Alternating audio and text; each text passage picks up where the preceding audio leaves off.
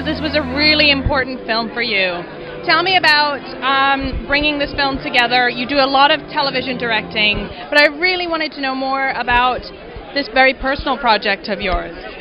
Well, yes, I started in documentary in the 70s, so I have a great appreciation for it, but it's been so hard to make documentaries in terms of funding and selling an idea. But my friend Babz Chula, a wonderful actress in Vancouver, she was suffering from cancer. She tried everything, and there was one last thing she wanted to try, and it was in India, and she knew that I had traveled there and been there a lot, and so she just asked me about it, and you know, I got so excited telling her about the possibilities that I ended up deciding to go with her, and I guess our passion got the interest of the film board. They gave us a little bit of money. We threw in a bunch more and decided to go off and shoot in a place I had been in the 80s after making a feature film called Bye Bye Blues.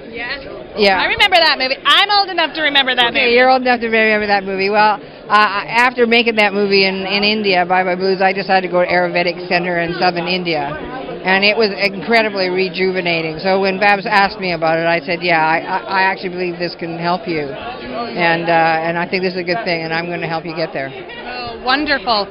I feel like when my grandfather passed away, he'd done tape recordings of his voice, and he used to send me tapes once a month. And it's such a beautiful legacy. Now I play them, I sob uncontrollably, but I have that memory and that connection. Now having Chi out there, do you kind of feel like you can revisit that story anytime you like?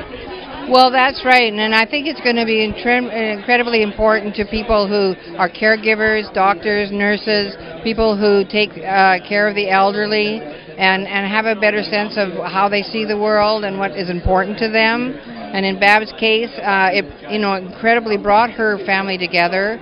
They cared for her with great love, and she was able to pass on to them and therefore the viewing audience, her experience, which wasn't as terrifying as, you build death up to be incredibly terrifying, trying to face it, but because we hide it away, it becomes this dark presence behind us, chasing us, making us fearful. But she turned and faced it, and I think giving people that confidence is very important, and I think it overall, I hope it's part of a changing trend in terms of how we deal with death.